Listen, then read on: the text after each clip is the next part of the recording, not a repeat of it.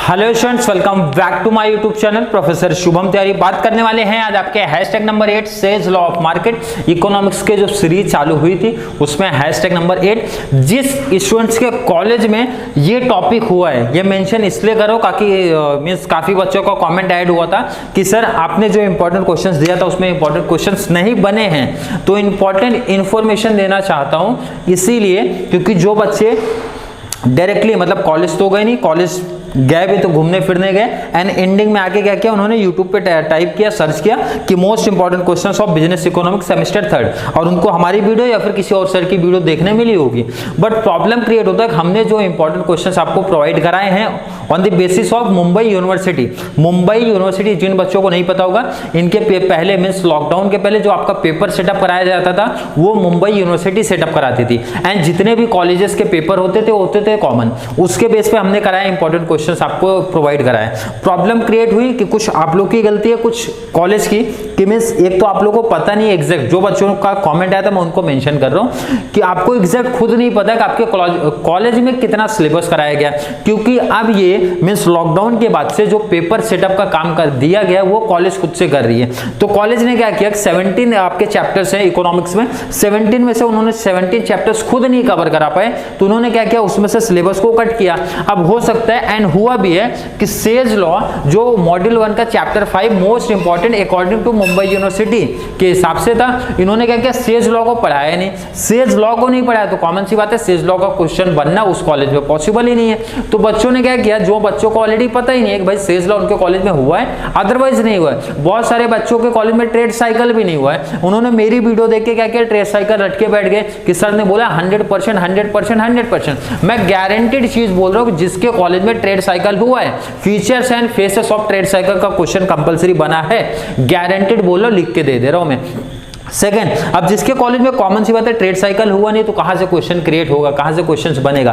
तो most important पहली चीज ये है कि आप लोग आपके सिलेबस कॉलेज का थोड़ी सी इंफॉर्मेशन रखो कि क्या सिलेबस पढ़ाए हैं क्या नहीं पढ़ाए हैं। जो सिलेबस पढ़ाए हैं उसमें से मैंने कौन से इंपॉर्टेंट क्वेश्चन दिए हैं वो आप पिक करके जाओ, गारंटेड बोलता हूं 100% आएगा। तो ये जो आपकी मींस इनकम्प्लीट नॉलेज लेके आप आ गए एंड कॉमेंट सेक्शन में भर दिया कि सर आपके क्वेश्चन तो अब बन ही नहीं रहे, तो ये चीज आप समझो लॉजिक, अदरवाइज अदर बच्चों पे काफी इफेक्ट पड़ेगा कि मीन्स आपने ऐसा कमेंट किया कि हमारे एग्जाम पेपर में आया नहीं, कुछ क्वेश्चंस नहीं बने, सर ने दिया नहीं। प्रीवियस आप 2016, 17, 18, 19 मीन्स आने वाली जो भी हमारी बैच है, आप क्वेश्चन पेपर जो भी इंपॉर्टेंट क्वेश्चन दिए गए प्रॉपर एनालिसिस कर लो। अगर मैं बोलता हूँ गारंटी 20 आउट ऑफ 20 नहीं कवर हो रहा हर मॉड्यूल से तो आप बताना। अब आपके कॉलेज का पेपर सेटअप किया जा रहा है, मैम सेटअप करे, टीचर सेटअप करे, तो वहां पे एक अलग लॉजिक हो जाता है, अलग रीजन है, सिलेबस नहीं कंप्लीट करा के दिया जा रहा है तो उसके अकॉर्डिंग सेटअप करते हैं। चलिए डायरेक्टली टॉपिक पे आते। आई होप कॉन्सेप्ट क्लियर हो गया होगा। जो बच्चों ये वीडियो देख रहे हैं या फिर जिन्होंने कमेंट किया था अगर वो वीडियो देख रहे हैं तो बुरा लग रहा है तो बुरा लगने वाली जैसे कोई बात नहीं, जो हकीकत है जो फैक्ट है वो मैं सिर्फ आपको बता रहा हूं आप पे। चलिए बात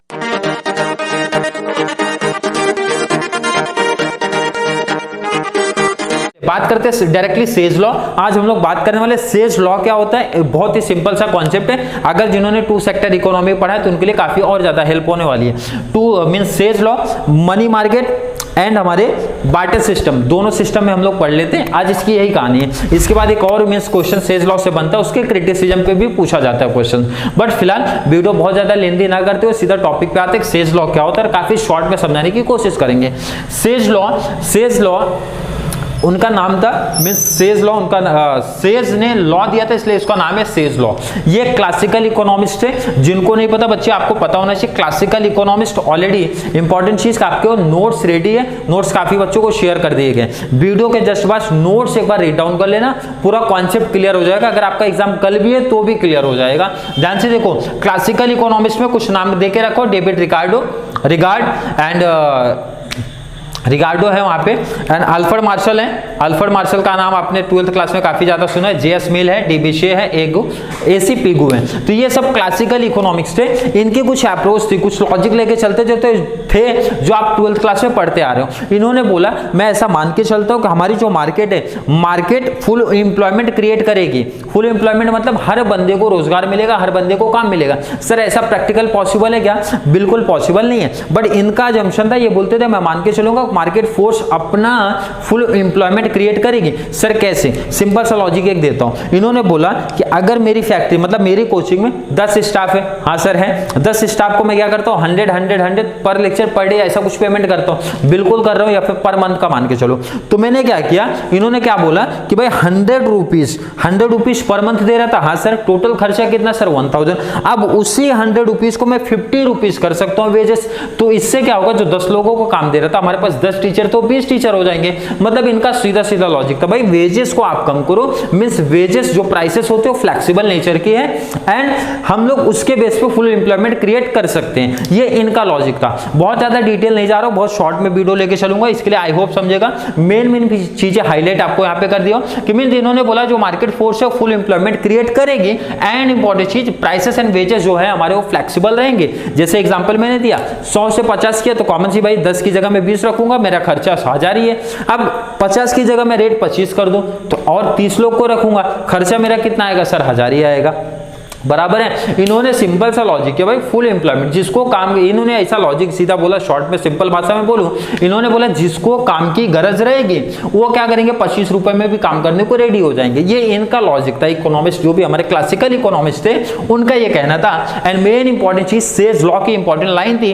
supply creates its own demand. आज के टाइम का पूरा अपोजिट चल रहा है। इन्होंने बोला सप्लाई अपना डिमांड खुद से क्रिएट कर लेगी, मतलब इसकी सप्लाई मैं करूंगा तो भाई डिमांड इसकी ऑटोमेटिक एडजस्टमेंट हो जाएगा, मतलब इतना डिमांड हो जाएगा इसका। यहां पे इन्होंने बोला ओवर प्रोडक्शन पॉसिबल नहीं है, मतलब जो हम लोग वहां पे पढ़ते थे भाई 12th क्लास में पढ़े कि हमको इक्विलिब्रियम लाने के लिए प्राइसेस को डिमांड एंड सप्लाई हमारी जहां पे इक्वल होती थी वहीं पे तो हमारा इक्विलिब्रियम प्राइस था। बट इनका कहना था कि हमारी जो सप्लाई होती है वो खुद से अपना ओन डिमांड क्रिएट कर लेगी, ऐसा इनका मानना था। और कुछ इंपॉर्टेंट चीजों का इनका कहना था। क्या कहना था sir? No deficiency of demand, demand में कोई भी डिफिशियंसी आपको नहीं देखने मिलती है। जनरल ओवर प्रोडक्शन नहीं होगा, अनएम्प्लॉयमेंट नहीं होगा, क्योंकि इनका अजम्पशन क्या था भाई फुल एम्प्लॉयमेंट दूंगा, अनएम्प्लॉयमेंट का चांस ही नहीं हमारे यहाँ। और ओवर प्रोडक्शन हो ही नहीं सकता। ओवर प्रोडक्शन क्यों नहीं होगा सर? 2 मार्कर की जगह 3 मार्कर 4 मार्कर बना दिया, पॉसिबल है क्या ज्यादा प्रोडक्शन हो जाए? इन्होंने बोला नहीं, जितनी सप्लाई रहेगी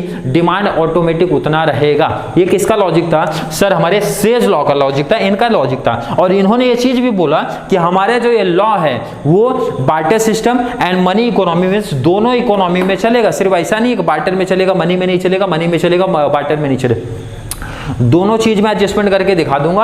और इन्होंने एडजस्टमेंट कर भी दिया। कैसे? थोड़ा लॉजिक समझते। नोट शेयर कर दिया, नोट्स आप लोग रीड कर लेना तो ज्यादा बेस्ट रहेगा आप लोग के लिए भी एंड हमारे लिए भी, कि थोड़ा सा कम में अच्छी चीजें मैं समझा के दे दिया। सर थोड़ा सा बताइए बार्टर सिस्टम क्या बोल रहा है, says law of in barter system. तो इन्होंने देखो ए बी सी मान के चलो, पहले के जो जमाना था, पहले का जो समय था उसमें क्या थे भाई, दूध वाले थे, अनाज वाला किसान था भाई गेहूं उगाता था, चावल उगाता था, कपड़े वाला था कपड़ा बनाता था एंड बर्तन वाला था बर्तन बनाता था। ऐसा कुछ लॉजिक आप समझ सकते हो। तो यहाँ पे क्या होता है, मान के चलो ये किसान है, किसान ए है या कोई ये मिल्क प्रोडक्शन कर रहा है, मतलब कुछ तो ये भी एक किसान है बट दूध मीन्स बेचता है एंड सी कोई कपड़े वगैरह का मीन्स बनाता है। तो यहाँ पे क्या होता था, जो ए के पास खेत है, खेत में से वो कॉमन सी बात है भाई, खेत में जो अनाज उगाएगा तो उसका 2 पार्ट करेगा। क्या सर? एक तो पहले वो खुद के लिए सेविंग करेगा, मीन्स ओन कंजम्पशन के लिए रख लेगा। मान के चलो इतना पार्ट उसने क्या किया, ओन कंजम्पशन, उसको पता है इतना मेरा साल का खर्चा हो जाएगा, खर्चा मीन्स साल में इतना कंज्यूम कर लूंगा मैं एंड रिमेनिंग जो पार्ट है, ये पार्ट है, ये दे दूंगा दूध वाले को, उससे दूध ले लूंगा, ये दे दूंगा कपड़े वाले को, इससे कपड़ा ले लूंगा, ये दे दूंगा बर्तन वाले को, उससे बर्तन लूंगा। मतलब सर क्या कहना चाहते हो? मतलब ये उन्होंने बोला भाई कि जो प्रोडक्शन मैंने किया, सप्लाई किया, बराबर है सर, सप्लाई किसको किया या कहाँ किया? जहां पे डिमांड थी उसको।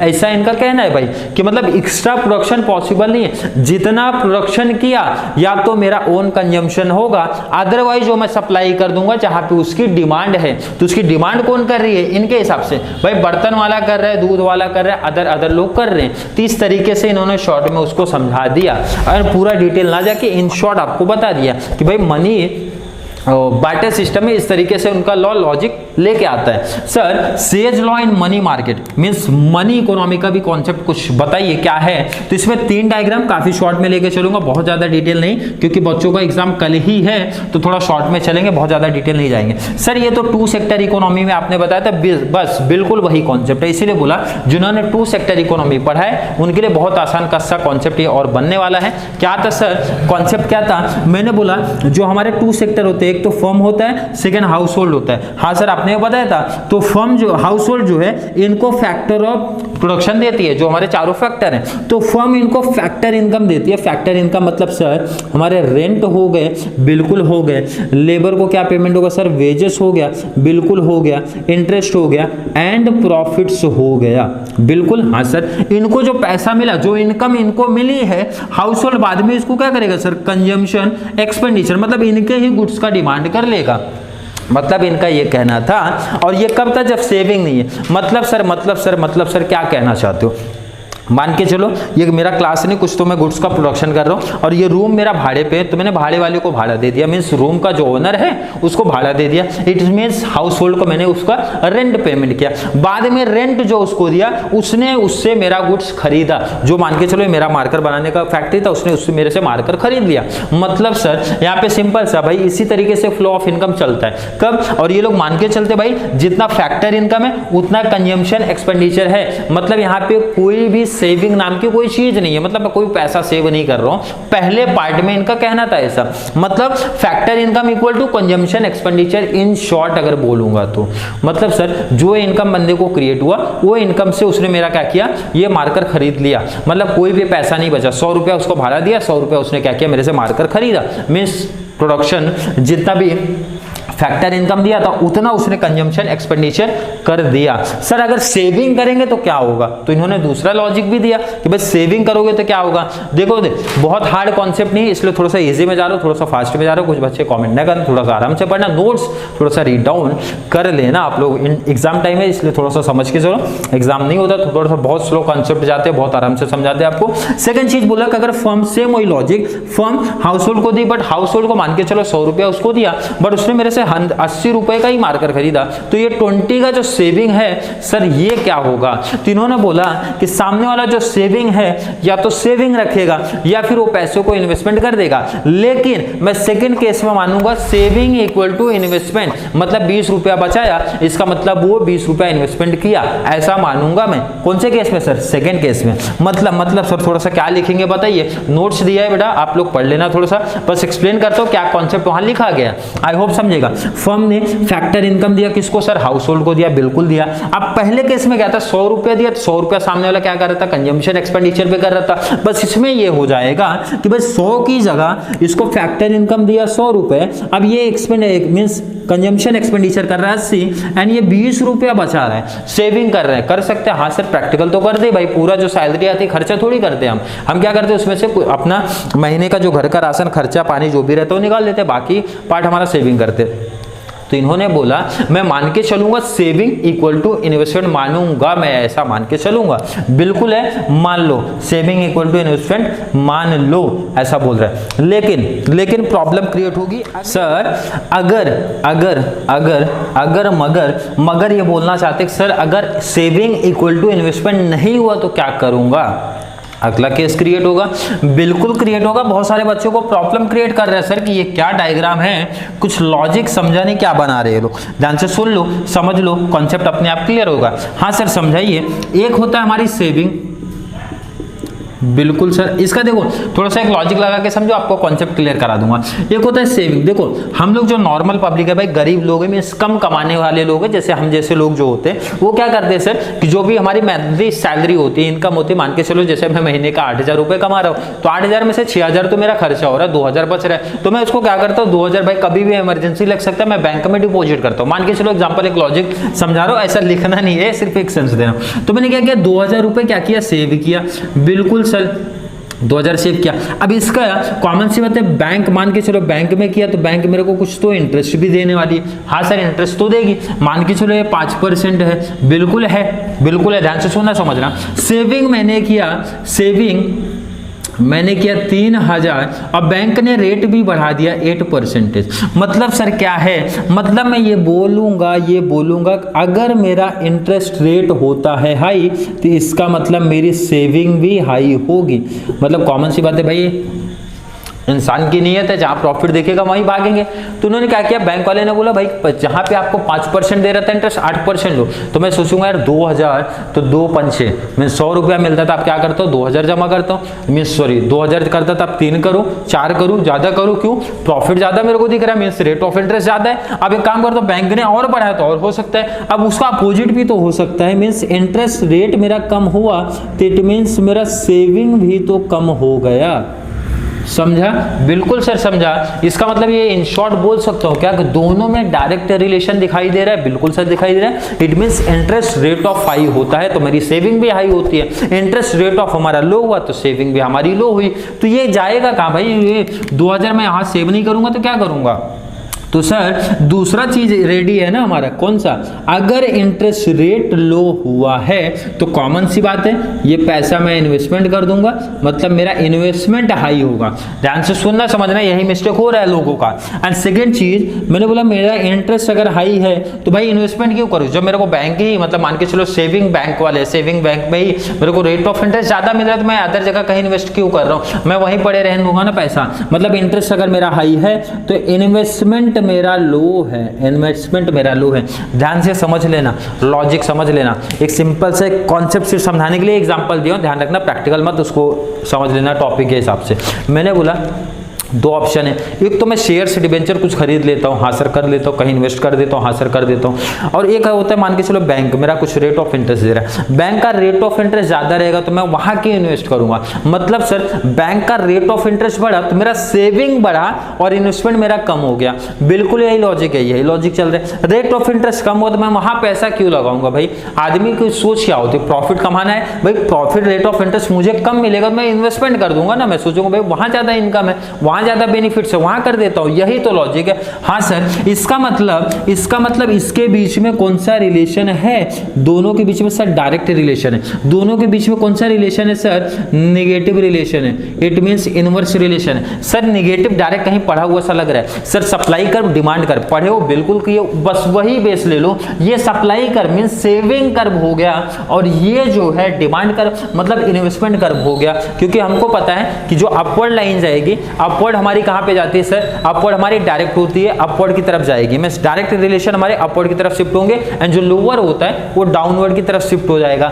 बिल्कुल होने वाला है यहाँ पे। तो इस तरीके से जो हमारा ये इन्वेस्टमेंट कर्व आएगा एंड ये जो आपकी सप्लाई कर्व आएगी, बिल्कुल सर हमने ये चीज इक्विलिब्रियम परफेक्ट कंपटीशन में निकालना सीखा है सर। आगे मत बताइए, हमको पहले से पता है। तो काफी बच्चे होशियार है, यहाँ पे उन्होंने खुद से इक्विलिब्रियम क्रिएट किया, जिनको इकोनॉमिक्स की नॉलेज थोड़ी बहुत पहले से है। सर हमको पता है इक्विलिब्रियम यही बनेगा, तो मैंने बोला ये लो इक्विलिब्रियम हो गया, बराबर है। ठीक है सर, यहाँ पे रेट ऑफ इंटरेस्ट क्या था सर, आर था। बट जब रेट ऑफ इंटरेस्ट बढ़ेगा सर, रेट ऑफ इंटरेस्ट बढ़ेगा तो मेरी सेविंग बढ़ेगी, बिल्कुल बढ़ेगी। और मेरा इन्वेस्टमेंट क्या होगा सर, इन्वेस्टमेंट कम होगा। मतलब सेविंग बढ़ के कहां शिफ्ट हो गई सर, आगे की तरफ शिफ्ट हो गई। मतलब जो अगला इक्विलिब्रियम मतलब रेट ऑफ इंटरेस्ट बढ़ा है तो कॉमन सी बात है सेविंग आगे जाएगी, मींस सेविंग में भी इंक्रीमेंट आपको देखने मिलेगा। तो दो हमारा मींस आई शिफ्ट होके कहां चले गए सर, I2 की तरफ भागा। आई शिफ्ट होके कहां पे भागा सर, I2 की तरफ। एंड जो हमारा सप्लाई कर्व था मींस सॉरी सेविंग कर्व था, सेविंग मींस सप्लाई बोल रहा हूं बार,